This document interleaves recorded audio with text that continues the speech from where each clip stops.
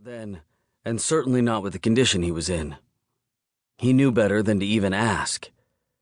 But I said no. He sighed as the driver laid on the horn for the second time. Eyeing her warily, he took a step back and then another before turning to leave without saying goodbye. They'd already said enough goodbyes to last them a lifetime. Stomp, stomp, stomp. Kennedy stiffened as footsteps stomped through the house behind her, on a mission as they hurried her direction. The front door flung open, a tiny human tornado appearing at her side, wearing a fluffy black dress with her brunette hair and pigtails. Despite all the darkness surrounding the little girl, she was all bows and sunshine, innocence and happiness. And Kennedy would do everything in her power to keep her that way. She didn't need to know more devastation. She was too young to endure that kind of pain. Too young to have her heart broken by Jonathan Cunningham. "Who is that, Mommy?" the little girl asked, watching the cab as it disappeared into the storm. "Did they come for Grandpa? Were they Nana's friend?" "It was no one you need to worry about, sweetheart," Kennedy said, gazing down at a pair of twinkling blue eyes. Something her sweet little girl had inherited from him. "The man was just a little lost, but I sent him back on his way." 1. Kennedy. The beeping of the checkout scanner is monotonous.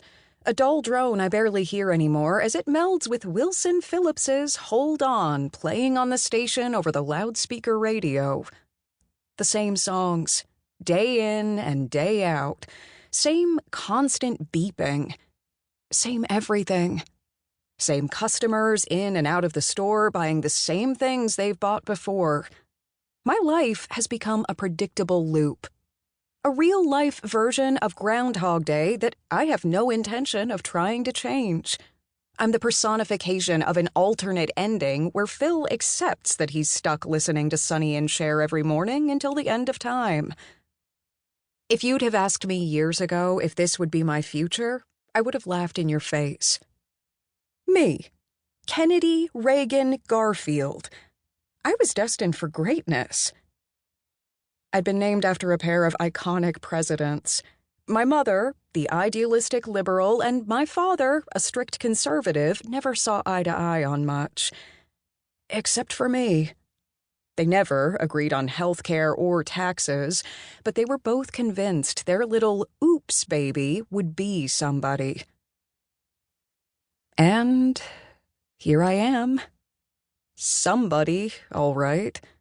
Assistant manager somebody at Piggly Q Grocery in a blink-and-miss-it kind of town in upstate New York. $13 an hour, 40-plus hours a week with a full benefits package, including unpaid vacation days.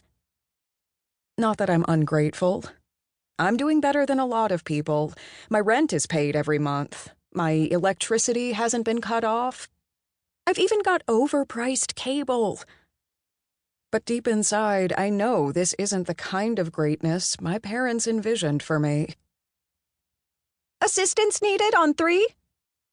The high-pitched voice squeals over the loudspeaker, drowning out the music. My gaze scans the register area, waiting for someone else to respond, but nobody does.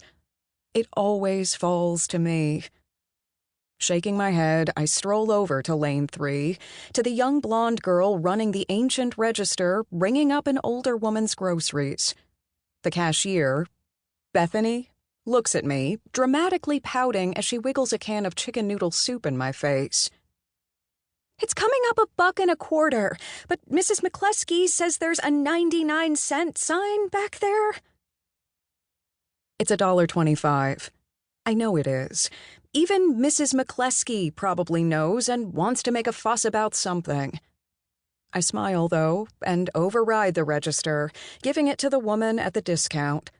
I step away to let Bethany finish ringing up the groceries as Mrs. McCleskey asks, "How's your father doing?" I don't have to look to know she's talking to me. I start straightening up the candy rack near the register. He's hanging in there.